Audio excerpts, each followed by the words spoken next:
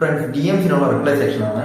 അപ്പോൾ ഇതിൽ ഒരു പുള്ളിക്കാരൻ്റെ ചോദിച്ചിട്ടുള്ളത്, പുള്ളിക്കാരൻ ഫുഡ് കഴിക്കുന്നുണ്ട്, നല്ല പ്രോട്ടീൻ കണ്ടന്റ് ഫുഡ് കഴിക്കുന്നുണ്ട്, പക്ഷേ എനിക്ക് ഗ്രോത്ത് വരുന്നില്ല. ഞാൻ നല്ല രീതിയിൽ പ്രോട്ടീൻ കഴിക്കുന്നുണ്ട് ചേട്ടാ, ട്രെയിനർ പറഞ്ഞ പ്രോട്ടീൻ കഴിക്കുന്നുണ്ട് ചേട്ടാ, പക്ഷെ എനിക്ക് ഒരു തരത്തിലുള്ള ഗ്രോത്തോ കാര്യങ്ങളോ ഒന്നും വരുന്നില്ല, എന്താണ് റീസൺ എന്നാണ് പുള്ളിക്കാരൻ ചോദിച്ചിരിക്കുന്നത്.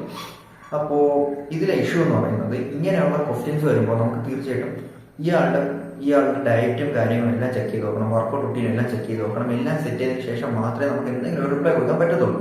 അപ്പോൾ ഞാൻ ഈ പറഞ്ഞ ആളുടെ ഡയറ്റ് ചെക്ക് ചെയ്തപ്പോൾ ഇഷ്യൂ എന്ന് പറയുന്നത്, നല്ല പ്രോട്ടീൻ കണ്ടന്റ് ഉണ്ട്, പക്ഷേ കാർബൺ ഫാറ്റും ഇല്ല.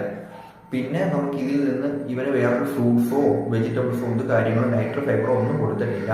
ഇതാണ് ഈ പുള്ളിക്കാരൻ്റെ ഏറ്റവും വലിയ പ്രശ്നം. പ്രോട്ടീൻ കഴിക്കുന്നുണ്ട്, എഗ് വൈസും ചിക്കനും നല്ല രീതിക്ക് കയറ്റുന്നുണ്ട്, പക്ഷേ ഒരു തരത്തിലുള്ള കാർബോ ഫാറ്റോ ഒന്നുമില്ല.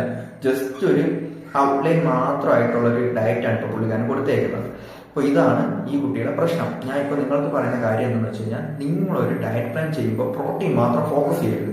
അതിൽ പ്രോട്ടീൻ, കാർബോഹൈഡ്രേറ്റ്, ഫാറ്റ്സ്, പിന്നെ ന്യൂട്രിയൻസ് പറയുമ്പോൾ വൈറ്റമിൻസും മിനറൽസും എല്ലാം മിക്സ് ചെയ്ത് വരുന്ന രീതിയിൽ മാത്രം ഡയറ്റ് ചെയ്യുക. അഥവാ നിങ്ങൾക്ക് ഡയറ്റിൽ മിനറൽസും ന്യൂട്രിയൻസും ഒന്നും കിട്ടില്ല എന്നുണ്ടെങ്കിൽ നിങ്ങൾ തീർച്ചയായിട്ടും മൾട്ടി വൈറ്റമിൻസോ കാര്യങ്ങളോ യൂസ് ചെയ്യുക. തീർച്ചയായിട്ടും നിങ്ങൾക്ക് റിസൾട്ട് വരും. ഓക്കെ, അപ്പോൾ താങ്ക് യു.